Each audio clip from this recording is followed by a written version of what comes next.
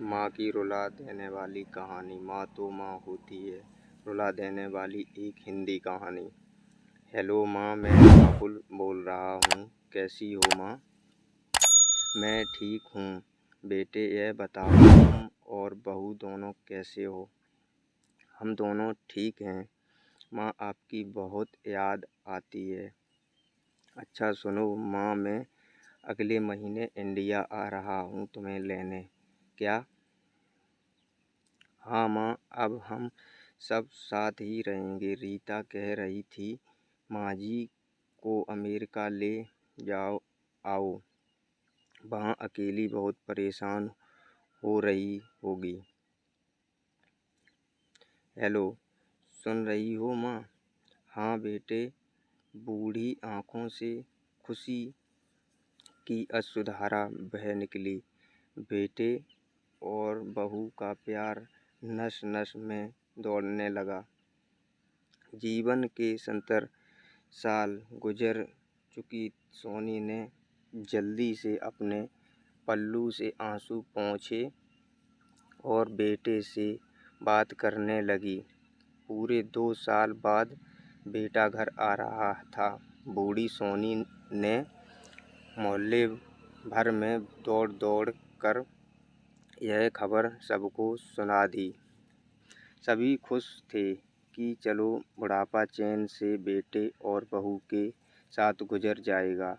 राहुल अकेला आया। उसने कहा कि माँ, हमें जल्दी ही वापस जाना है, इसीलिए जो भी रुपया पैसा किसी से लेना है वो लेकर रख लो, और तब तक मैं किसी प्रॉपर्टी डीलर से मकान की बात करता हूँ।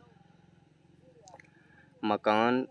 माँ ने पूछा। हाँ माँ, अब यह मकान बेचना पड़ेगा, वरना कौन इसकी देखभाल करेगा।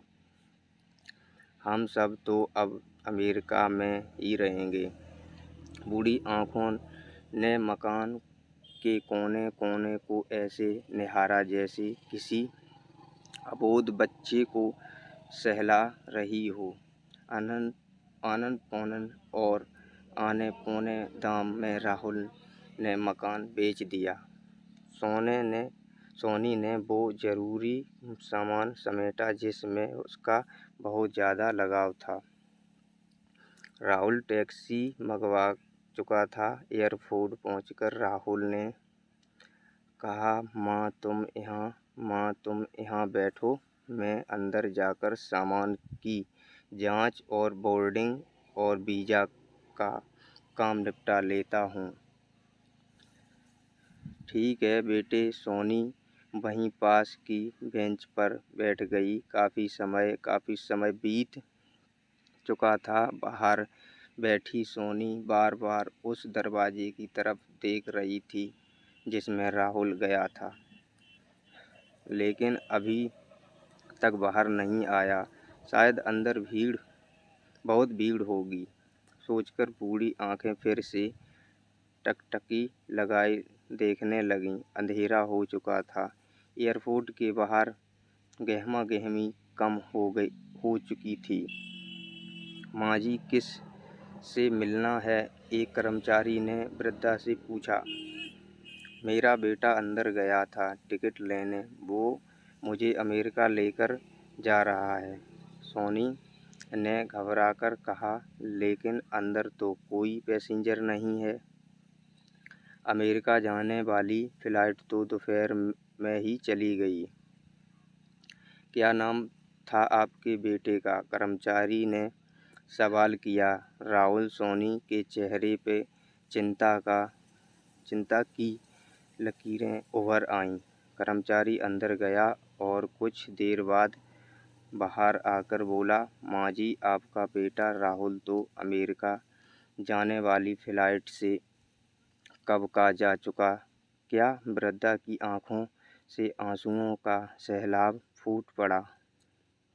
बूढ़ी माँ का रोम रोम कांप उठा। किसी तरह वापस घर पहुंची, जो अब बिक चुका था। रात में घर के बाहर चबूतरे पर ही सो गई।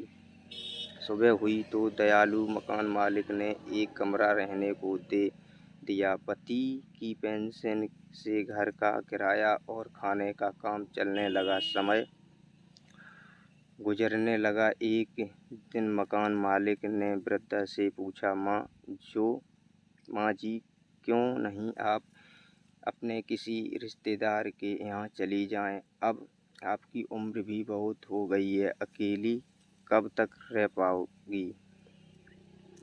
हाँ, चली तो जाऊँ, लेकिन कल को मेरा बेटा आया तो यहाँ फिर कौन उसका